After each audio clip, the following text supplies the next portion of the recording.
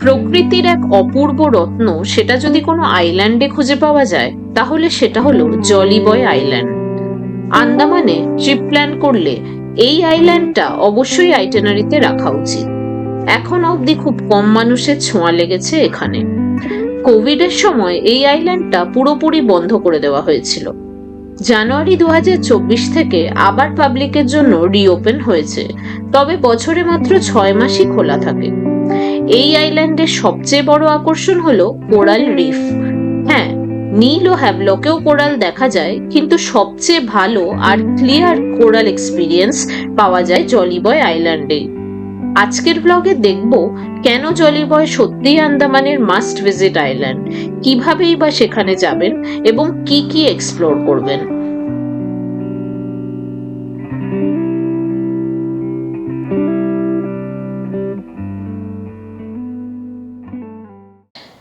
Hi everyone, hello and welcome back to my channel to another new blog. আজকে আমাদের second day আন্দামানে। আপনারা দেখছেন আমাদের আন্দামান সিরিজ।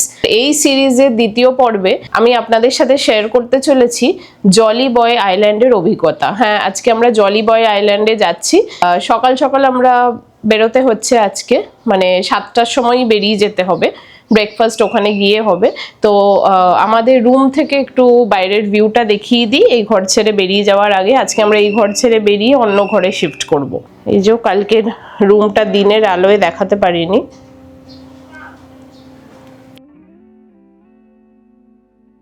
যেখানে হরি বসে আছে। Good morning. Good morning. Jolly Buoy Island যেতে গেলে আমাদেরকে যেতে হবে হচ্ছে ওয়ান্ডুর বিচ। এখান থেকে প্রায় 30 কিলোমিটার দূরত্ব পোর্ট ব্লেয়ার থেকে। আমাদের অটো বলা রয়েছে, তো অটোওয়ালা আসবেন। কালকে যিনি গেছিলেন, যার সাথে ঘুরেছি, তানাকাই বলা রয়েছে, আর ওনার সাথে আমরা রওনা দেব। ওখানে আমাদের রিপোর্টিং টাইম 8:30। গুড মর্নিং দাদা। দাদার সাথেই আমরা ঘুরছি, এখন ঘুরবো আরো কয়েকদিন। এখান থেকে ওয়ান্ডুর যেতে কতক্ষণ লাগবে? 1 ঘন্টা লেগে যাবে। জলি বয় আইল্যান্ড বছরে মাত্র 6 মাস খোলা থাকে। নভেম্বর থেকে মে এখানে ভ্রমণের জন্য আদর্শ সময়। এই আইল্যান্ডটি মহাত্মা গান্ধী মেরিন ন্যাশনাল পার্কের অন্তর্গত এবং পারমিট ছাড়া এখানে প্রবেশ করা যায় না। জলি বয় আইল্যান্ডে যাওয়ার দুটি উপায় আছে। একটি হলো গভর্নমেন্ট ফেরি এবং অন্যটি প্রাইভেট ফেরি। বুকিং এর পুরো পদ্ধতি ভিডিওর মাঝের অংশে বিস্তারিতভাবে বলা রয়েছে। আমরা প্রায় ওয়ান্ডুর বিচের কাছাকাছি এসেই গেছি। 2 কিলোমিটার মতো ডিস্টেন্স এখান থেকে। তো এখানে একটা জায়গায় আমরা একটু ব্রেকফাস্ট করতে দাঁড়ালাম। আমাদের অটো দাদাই একটা বাঙালি হোটেলে দাঁড় করালো।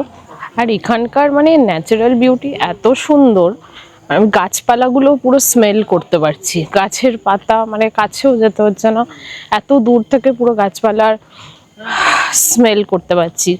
এইখানে আমরা খেতে ঢুকছি, বৃষ্টি বাঙালি হোটেল। এখানে পরোটা, লুচি এগুলো করছিল। আমরা বললাম রুটি করে দাও। গরম গরম রুটি করে দিয়েছে, খাচ্ছি, এত ভালো লাগছে। তার সাথে ইডলিও নিয়েছি।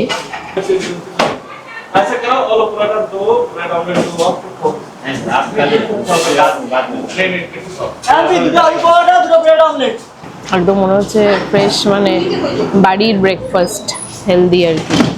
খুব ভালো লাগছে। আর যিনি বানাচ্ছেন দাদা, মানে আমাদের কলেজে আর কি ছিলেন উনি। খুব ভালো খেলাম দাদা তোমার হোটেলে।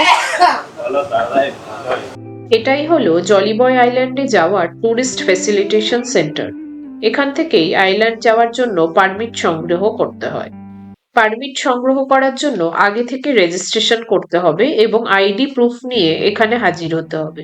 নিজের স্কুটি নিয়ে এলে এখানে পার্কিং এরও ব্যবস্থা রয়েছে। জলি বয়ের টিকিট বুকিং এর ব্যাপারটা একটু বলে দিই। জলি বয়ের টিকিট বুকিং অনলাইনে হয় না খুব একটা। হ্যাঁ আছে, প্রাইভেট সিস্টেমও রয়েছে একটা দেখলাম।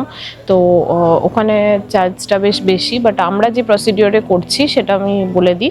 এখানে দুটো ডেসক্রিপশন বক্সে আমি ফোন নাম্বার দিয়ে দেবো। ওখানে ফোন করবেন, ফোন করে ওনাদেরকে আগে থেকে বলবেন কোন ডেটে আপনারা যেতে ইন্টারেস্টেড, দিয়ে সেই ডেটে নামটা লিখিয়ে রাখতে হবে আপনাদের। তো তারপর যেদিন অ্যাকচুয়াল ডেট যাওয়ার তার একদিন আগে আপনারা ওনাদেরকে কল করে কনফার্মেশন করে পেমেন্ট করতে হবে। তারপর বোধহয় আইডি চেয়েছিল না? আইডি ওখানে ওরা ডকুমেন্টসটা দিয়ে দেবে প্রাইভেটে, মানে ওরা হোয়াটসঅ্যাপে দিয়ে দেবে প্রাইভেট ডকুমেন্টসটা। ওটা আপনাকে এখানে এসে আপনাকে দুটো আইডি দেখাতে হবে, আর ওরা এখানে এসে আপনাকে চেক করে নেবে, চেক করে আপনাকে পারমিট দিয়ে দেবে। 1275। 1275 তার মধ্যে 75 হচ্ছে ফরেস্ট ডিপার্টমেন্টের চার্জ, আর বাকিটা পার হেড। হ্যাঁ, তো এটা হলো চার্জ। আর এছাড়া পারমিট ক্যামেরার জন্য, আমার এই ব্লগিং ক্যামেরার জন্য 50 টাকা পারমিট নিল। আর এই আইল্যান্ডের রুলস আছে, এখানে কোনো প্লাস্টিক অ্যালাউড নয়। তো আমরা প্লাস্টিক আমাদের সাথে কিছুই ক্যারি করছি না। তো ওয়াটার বটল তো লাগেই। এখান থেকে ধরুন আমাদের শিপে করে 1.5 ঘন্টার জার্নি রয়েছে, তো সেটার জন্য ওনাদের সিস্টেমটা হলো ওনাদের বোতলে করে আমাদের আর কি নিজেদের জল কিনে নিয়ে ভরে নিয়ে যেতে হয়। চার্জেস ডিপোজিট করতে হয় 200 রুপিস। ওরা আপনাকে 5 রুপিস কেটে বোতল চার্জ আপনাকে ফেরত দিয়ে দেবে। এখানে আপনাদের এসে যখন পারমিট করাবেন, আপনাদের শিপের নাম দিয়ে দেবে। এখান থেকে মনে হয় মাল্টিপল শিপস ছাড়ে, তো আমাদের শিপের নাম যেমন হোয়াইট কোরাল, তো ওই বলে যখন নাম ডাকবে আমাদের যেতে হবে। প্রাইভেট ফেরি করেও আপনি জলি বয় আইল্যান্ড যেতে পারেন। ফেরির নাম এমভি ওয়েভ রাইডার। জনপ্রতি ভাড়া 1600 টাকা করে। অনলাইনে এ ফেরি বুকিং করা সম্ভব। আমাদের পারমিটটা করা হয়ে গেল, এখন একটু দাঁড়াতে হবে খানিকক্ষণ। তো পাশে একটা মেরিন ন্যাশনাল পার্ক আছে, ওখানে ভেতরটা ঢুকে একটু ঘুরে দেখছি ততক্ষণ। মেরিন ইন্টারপ্রিটেশন সেন্টার মূলত আন্দামানের সামুদ্রিক জীব বৈচিত্র্য সম্পর্কে পর্যটকদের সচেতন করার জন্য তৈরি করা হয়েছে। বিভিন্ন ধরনের কোরাল রিফ, সামুদ্রিক মাছ, শামুক, কচ্ছপ এবং অন্যান্য সামুদ্রিক প্রাণীর তথ্যের ডিসপ্লে করা রয়েছে। এই সেন্টারের মূল উদ্দেশ্য হলো পর্যটকদের বোঝানো কোরাল কিভাবে গঠিত হয়, কেন এগুলো সংরক্ষণ করা জরুরি এবং সামান্য অসতর্কতায় কিভাবে এই নাজুক ইকোসিস্টেম ক্ষতিগ্রস্ত হতে পারে। মহাত্মা গান্ধী মেরিন ন্যাশনাল পার্কের সামুদ্রিক ইকোসিস্টেমের সম্পর্কে বিস্তারিতভাবে জানা যায় এখানে।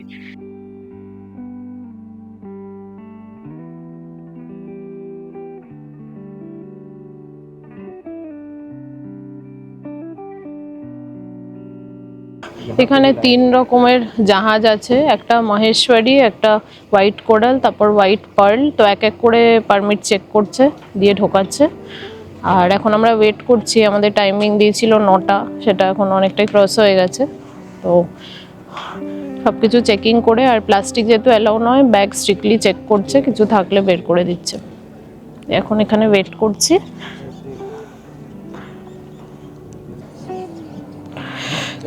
আমাদের শিপ আসছে, হোয়াইট কোরাল।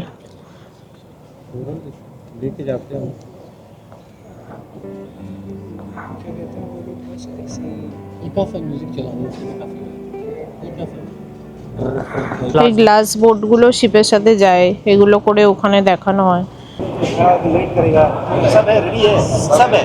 सारा बोट पे आदमी रेडी है रेडी है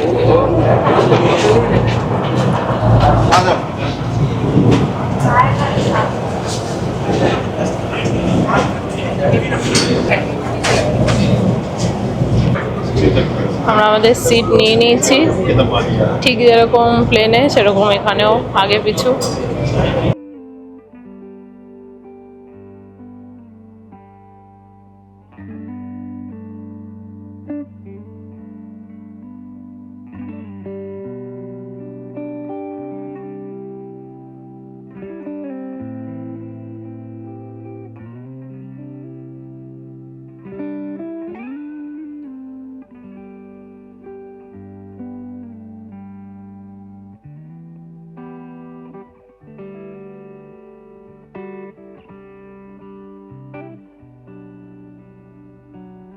আজকে ওয়েদারটা সকাল থেকে একটুখানি মেঘলা মেঘলা ছিল আর কি। তো এখন মানে মনেই হচ্ছিল, গরমও দিচ্ছিল, মনেই হচ্ছিল বৃষ্টি আরম্ভ হয়ে যাবে। তো বৃষ্টিটা আরম্ভ হয়েছে, ঝিঝির ঝিঝির করে পড়ছে। তো জানি না ওই আইল্যান্ডে যাওয়ার পর কিরকম কি থাকবে। এখন কথা হলো আজকে হয়ে গেলে তাও ভালো, আমাদের পরের দিন ব্যাডেল আইল্যান্ড যাওয়ার আছে, ওই সময়টা যেন বৃষ্টি না হয়।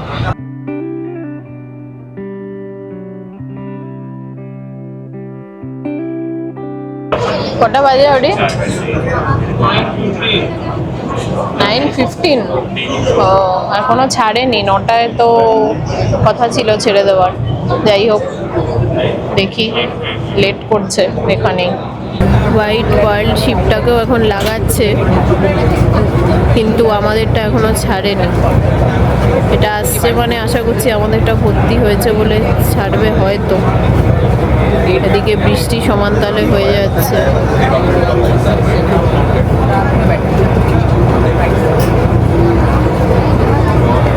এখন ঘড়িতে বাজে 9:46, 45-এ স্টার্ট করলো এরা। পেছনে আমাদের গ্লাস বোটগুলো আসছে, শিপের পেছন পেছন এগুলো লাগবে।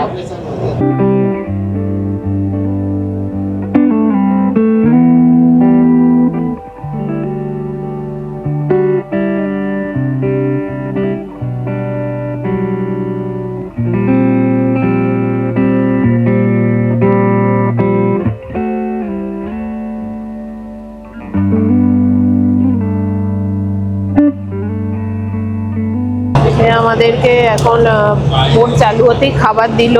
ভেতরে বোধহয় ফ্রুটি বিস্কিট এরকম টাইপের আছে। আমরা তো একটু আগেই ব্রেকফাস্ট করলাম, ওই জন্য এখন খাবো না, একটু বাদে খাবো।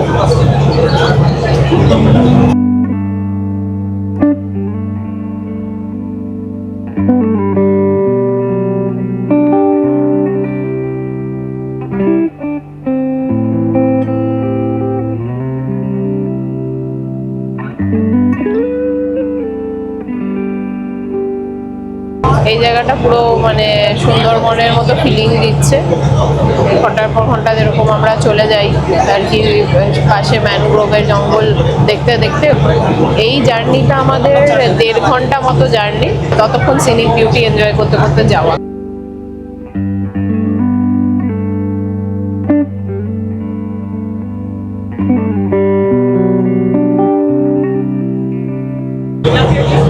যে খাবারটা দিয়েছে এটার মধ্যে দিয়েছে একটা ম্যাঙ্গো জুস দিয়েছে, একটা ছোট মতো কেক দিয়েছে, আর একটা ব্রিটানিয়ার বিস্কিট দিয়েছে।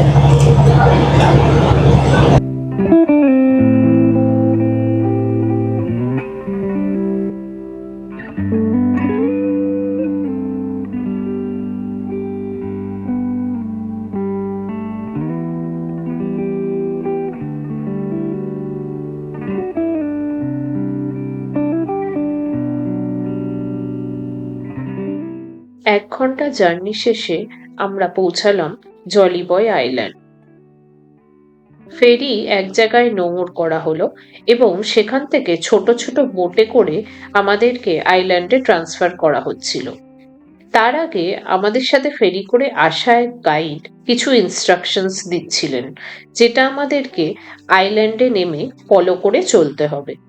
আমাদের গ্লাস বোটে করেই জলিবয় আইল্যান্ডে নিয়ে যাওয়া হয়েছিল। এক একটি গ্লাস বোটে সর্বোচ্চ 14 জন যাত্রী বসতে পারে। আইল্যান্ডে ট্রান্সফার করার আগে আমাদের 2 থেকে 3 মিনিটের একটা ডেমো দেখানো হয়েছিল। সেই সময় আমাদের জানানো হয় যে যদি আমরা 1500 টাকা পেমেন্ট করি তাহলে আরো ভালো ও ক্লিয়ার কোরাল দেখা যাবে এবং প্রায় 40 মিনিট ধরে পুরো আইল্যান্ডের চারপাশে ঘুরিয়ে দেখানো হবে, যার ফলে ভিউইং এক্সপিরিয়েন্সটা আরো ভালো হয়। মানে বোটে করে ওখানে নিয়ে গিয়ে ভালো করে আরো কোরালস দেখায় 40-45 মিনিট ধরে। তো সেটার জন্য 1500 টাকা এরকম নেয় আর কি। আইল্যান্ড অ্যাপ্রোচ করছি, আপাতত আইল্যান্ডে নামি, একটু গিয়ে দেখি, ঘুরে তারপরে আমরা ওই যাবো।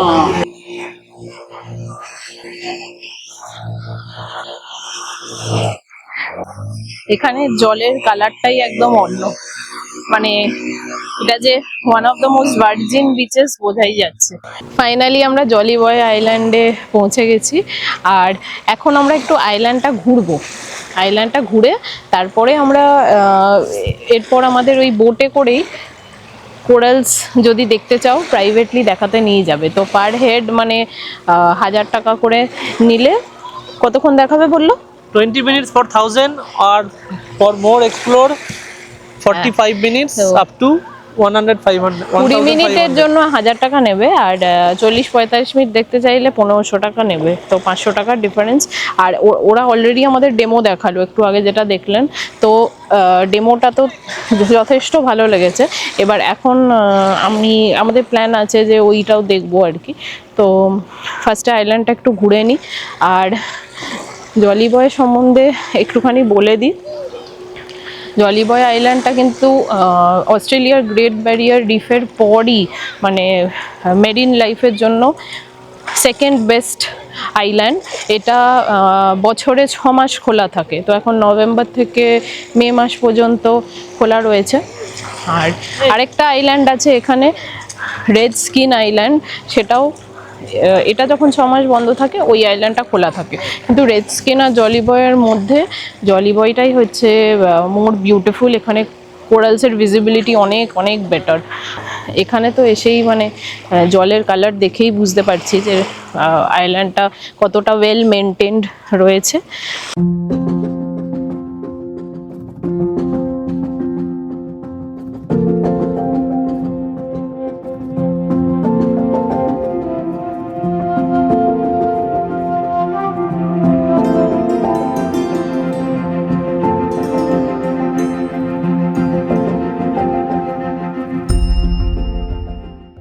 এই আইল্যান্ডের মানে 360 ডিগ্রি আর কি কোরালস দেখা যায়, আর প্রত্যেকটা দিকেই বিউটিফুল।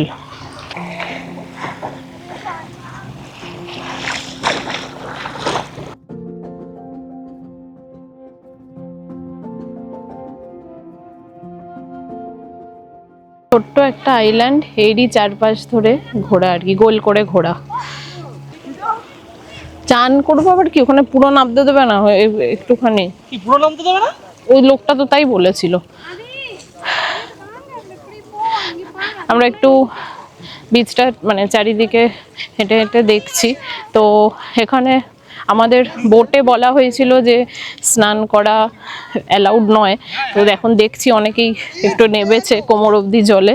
তো দেখি, আমরাও প্ল্যান আছে নামবার।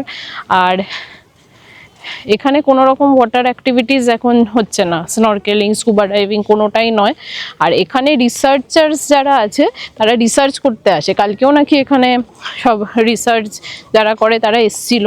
তো এখানে ওই জন্য কিছু স্ট্রিক্ট রুলস আছে। মেরিন লাইফ, প্লাস্টিক মানে কোনো রকম প্লাস্টিক ব্যবহার হলে মেরিন লাইফ এফেক্টেড হয়, প্লাস কোনো রকম ওয়াটার অ্যাক্টিভিটিস হলেও সেখানে এফেক্টেড হওয়ার চান্স বেশি মেরিন লাইফ। আবার সারা বছর লোক আসতে থাকলেও এফেক্টেড হবে মেরিন লাইফ। সেই কারণে এই কয়েকটা রুলস এখানে আছে। 6 মাস আইল্যান্ডটা খোলা থাকে, 6 মাস বন্ধ থাকে।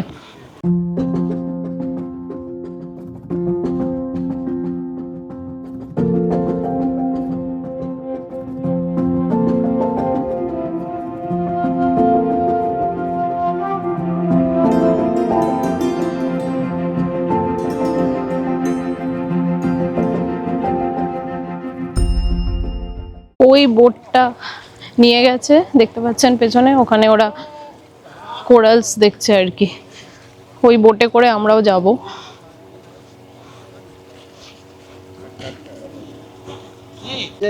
সামনে চেঞ্জিং রুমস করা আছে, ভাবছি একটু চেঞ্জ করে জলে নামবো। এখানে লেডিস চেঞ্জিং রুম, ওদিকে জেন্টস, এগুলো সব করা রয়েছে।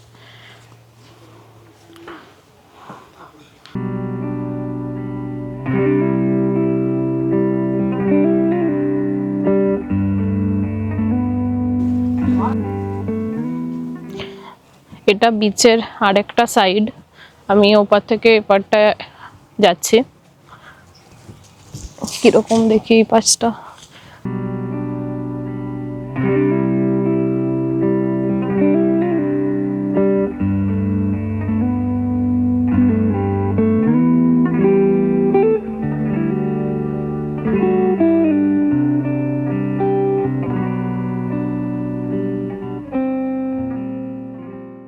হোয়াইট স্যান্ড একদম।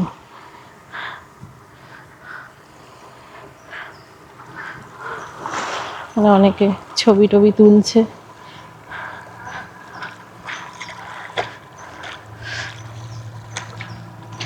দারুণ।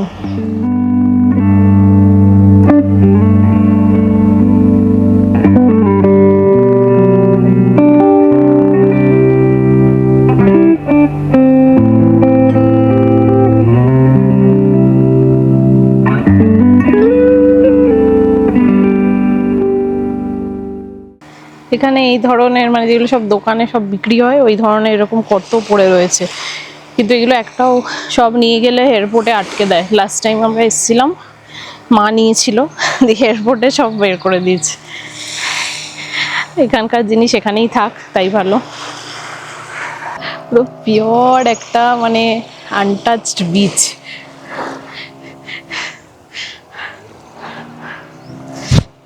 এখানে এসে বাবার কথা খুব মনে পড়ছে, মানে বাবার সাথেই ফার্স্ট টাইম আন্দামান ঘুরি। এই বিচটা বাবার আসা হয়নি, কিন্তু আমার চোখ দিয়ে হয়তো বাবা দেখছে এটা, আর ততটাই এনজয় করছে কোথাও থেকে।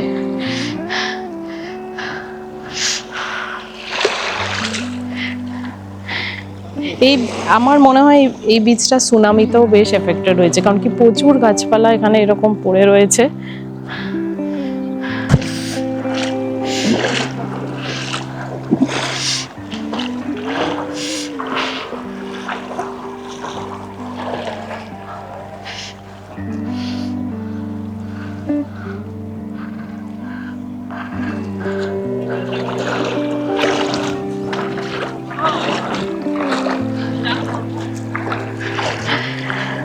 নামবে? তাহলে আমিও নামবো একটু।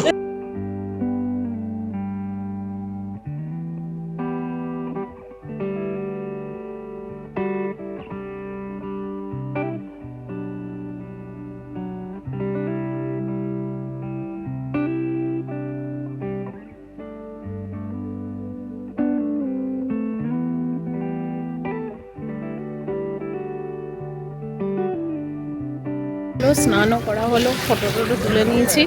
তো এই পেছনে এইখানে রেস্টিং এর জায়গাও করা রয়েছে, মানে শ্যাক্স মতো করা রয়েছে, যেখানে আপনারা বসে রেস্ট নিতে পারেন। যারা কোনো অ্যাক্টিভিটি করতে চান না, অনেকে বয়স্ক মানুষ দেখলাম ওখানে রেস্ট নিচ্ছে, ঘুমাচ্ছে, তো সেরকমও করা রয়েছে।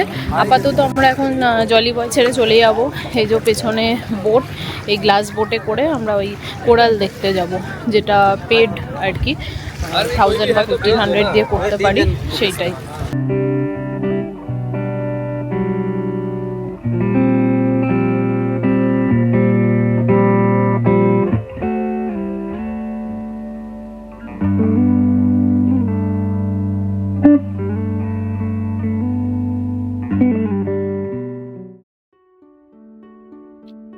এতে কোনো সন্দেহ নেই যে জলিবয় আইল্যান্ড আন্দামানের অন্যতম সেরা জায়গা লাইভ কোরাল রিফ দেখার জন্য। এখানকার সমুদ্রের জল অত্যন্ত স্বচ্ছ হওয়ায় খুব অল্প গভীরতাতেই রঙিন কোরাল, ট্রপিক্যাল মাছ আর সামুদ্রিক জীব স্পষ্টভাবে দেখা যায়। এই কোরাল রিফগুলো শুধু সৌন্দর্যের জন্য নয়, বরং সামুদ্রিক ইকোসিস্টেমের জন্য ভীষণ গুরুত্বপূর্ণ। এগুলো মাছ ও অন্যান্য প্রাণীর আশ্রয়স্থল হিসাবে কাজ করে। জলিবয় একটি প্রোটেক্টেড মেরিন জোন, তাই এখানে কোরাল ছোঁয়া, ভাঙা বা সংগ্রহ করা সম্পূর্ণ নিষিদ্ধ। এই কারণেই এখানকার কোরাল এখনো তুলনামূলকভাবে অক্ষত ও জীবিত রয়েছে, যা জলিবয়কে আন্দামানের সেরা কোরাল ভিউইং স্পটগুলোর মধ্যে অন্যতম করে তুলেছে। 1500 টাকা খরচ করে প্রায় 40 মিনিটের পুরো কোরাল ভিউইং এক্সপিরিয়েন্স নেওয়া সত্যিই ওয়ার্থ ইট। বিশেষ করে যখন ভালো রোদ থাকে, তখন সূর্যের আলো জলের ভেতর ঢুকে কোরালগুলোকে আরো সুন্দরভাবে দেখা যায়। আমাদের ক্ষেত্রেও ঠিক এমনটাই হয়েছিল, আর পুরো এক্সপিরিয়েন্সটাই ছিল অসাধারণ। এই ভিউইং এর সময় আমরা brain coral, cauliflower coral, table coral, branching coral আর নানা ধরনের রঙিন ট্রপিক্যাল মাছ খুব কাছ থেকে দেখতে পেয়েছি। সব মিলিয়ে বলা যায় জলিবয় আইল্যান্ডে কোরাল দেখার জন্য এই এক্সপিরিয়েন্সটা আমি নিঃসন্দেহে রেকমেন্ড করব।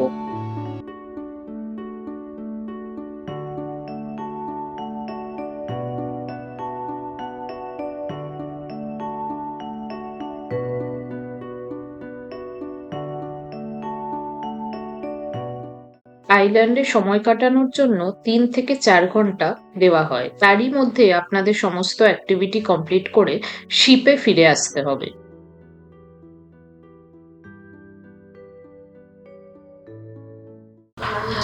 আমরা জলিবয় আইল্যান্ড থেকে এখন মেন শিপে চলে এলাম। আমাদের সবাই এখনো আসেনি, এলে তারপর এখান থেকে ছেড়ে দেবে লঞ্চ। এবার ব্যাক টু পোর্ট ব্লেয়ার আবার। 1 ঘন্টার জার্নিতে আমরা ব্যাক করে চলে এলাম ওয়ান্ডু জেটি। আমরা জলিবয় আইল্যান্ড থেকে এখন চলে এলাম, এবার লাঞ্চ করতে যাব। সকালে যেখানে ব্রেকফাস্ট করেছিলাম ওখানেই বলে রেখেছিলাম, তো ওখানেই এখন ব্রেকফাস্টটা করব। তারপর আমরা যাব ওয়ান্ডুর বিচ, ওটা একটু ঘুরে নেব, তারপর ব্যাক টু হোটেল। আগে লাঞ্চটা সারি। আগের থেকে বলে রাখা লাঞ্চে ছিল ভাত, সবজি, আলু ভাজা, পাঁপড় ভাজা আর গ্রিলড করা সামুদ্রিক মাছ। এই মাছটার টেস্ট ছিল খুবই সুন্দর।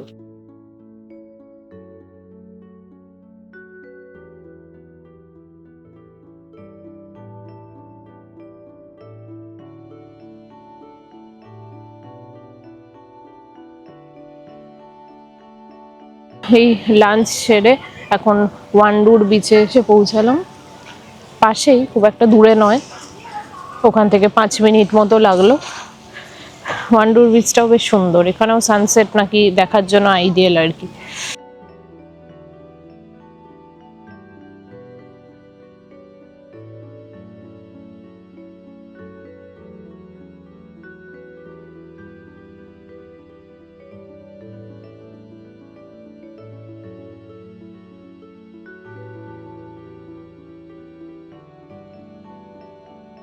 সানসেট হতে এখনো টাইম আছে। করবিনস কোভের থেকে এটা অনেক বেটার। করবিনস কোভ যাব না, করবিনস কোভ সেরকম খাওয়া হয়ে গেছে আমার।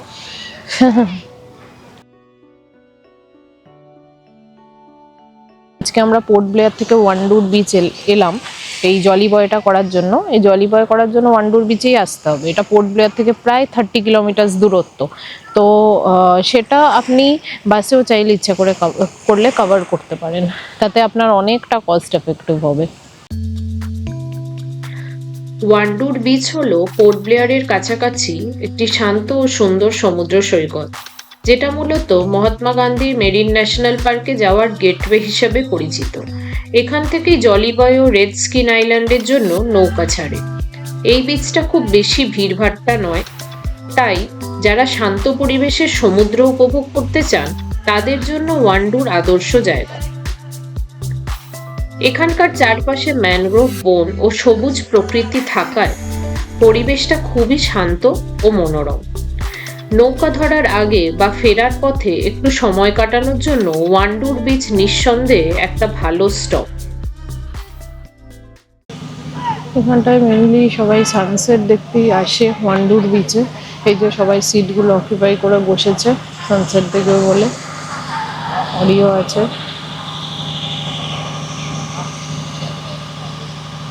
সূর্যর তেজ এখন ভালোই বেশি, একটু বাদে সানসেট হবে। সানসেট দেখে আমরা আমাদের নতুন অর্থাৎ দ্বিতীয় এয়ারবিএনবিতে ফিরে যাই।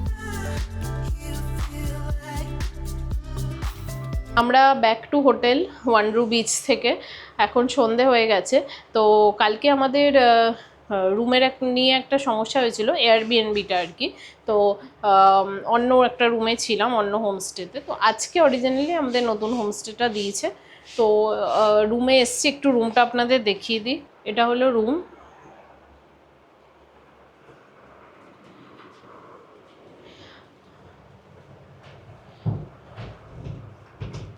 ওখানটায় ওয়াশরুম আছে, ওয়াশরুমটাও বেশ বড়, আর বেসিক টিভি এগুলো সব কিছু এখানে আছে। আর এইটা হলো ব্যালকনি। এটা হচ্ছে রুমের ভেতর থেকেই, মানে এই বাইরেটা দেখা যায় আর কি, ব্যালকনি। মানে কালকে এই রুমটা আমাদের পাওয়ার কথা ছিল, বাট ওনাদের বুকিংয়ের একটা সমস্যার জন্য আমরা এখানে থাকতে পারিনি কাল। বলছিল যে আগেই কার নাকি বুকিং করা ছিল, এয়ারবিএনবি ওটা বন্ধ করতে ভুলে গেছে। যাই হোক, তো আমরা অ্যাডজাস্ট করে নিয়েছি ব্যাপারটা। কিন্তু যেটা হলো যে এই রুম থেকে যে ভিউটা পাওয়া যায় বাইরের জলের, হ্যাঁ খানিকটা আমি দেখাইও এখনও। এখন তো অন্ধকার হয়ে গেছে বাইরেটা, কিন্তু একটুখানি দেখুন, দেখা যাচ্ছে যতটুকু ওই জলের ভিউটা। তো ওই ভিউটা পুরোপুরি ঘর থেকে বসে দেখা যায়। কিন্তু ঘটনা হলো কালকে তো আমরা বারাটাং যাচ্ছি, আমাদের ভোরবেলা 3টের সময় ঘর ছেড়ে দিতে হবে। তখন তো আমার মনে হয় না আলো ফুটবে তখনও। তো আমরা রুম থেকে ওই ভিউটা খুব একটা আর কি পেলাম না। তো এনিওয়ে, এমনি হোমস্টেটা খারাপ না, বাট এই একটা ছোট্ট সমস্যা আমাদের একটু খারাপ লাগলো। বাট তাও মোটামুটি ওনারা একটু ম্যানেজ করেছেন। আর এই রুমটায় বেসিক সব কিছুই আছে। এইখানে ওইটায় যেমন আয়না টায়না কিছুই ছিল না, তো এটাতে আয়না থেকে আরম্ভ করে সবই রয়েছে, ডাস্টবিন, মানে ভালোই গোছানো। আর এইখানে ব্যালকনির দরজাটা, এটা হলো ব্যালকনি। আর এটা যদি আমি খুলি, এই যে বাইরে এই পুরো পোর্টের ভিউটা। তো এই অন্ধকারে এই ভিউটা পাচ্ছি, ভালোই লাগছে, খারাপ না। কিন্তু দিনের বেলায় জিনিসটা হলে আরো ভালো হতো। যাক, এখন কালকে আমরা ভোরবেলা বেরিয়ে যেতেই হবে। কালকে আমাদের যে ব্লগটা হতে চলেছে ওটা হবে বারাটাঙ্গের ব্লগ, আপনারা দেখবেন। আর সেখানে আমি শেয়ার করব পোর্ট ব্লেয়ার থেকে বারাটাঙ্গের আমাদের জার্নি, আর সেখানে যা যা অ্যাক্টিভিটিস আমরা করি সেগুলো। তো বারাটাং যাওয়ার পরে হচ্ছে জারোয়া ফরেস্ট রিজার্ভ। তো ওখানে জারোয়া দেখতে পাওয়া যায়, যদি আপনি লাকি হন জারোয়া দেখতে পাবেন। তো ইউজুয়ালি অনেকে ট্রিপটা করে হচ্ছে মায়াবন্দর ডিগলিপুর অবধি, কিন্তু আমাদের কাছে সময় কম, সেই জন্য আমরা ডিগলিপুর রসেন স্মিথ আইল্যান্ডটা এবার করছি না। এবার আমরা ওই বারাটাং অবধি যাব। তো ওই অবধি গিয়ে আমরা ফিরে আসবো, আবার কালকেই ব্যাক টু পোর্ট ব্লেয়ার ফিরে আসবো। তো আজকের ব্লগটা এখানেই শেষ করছি।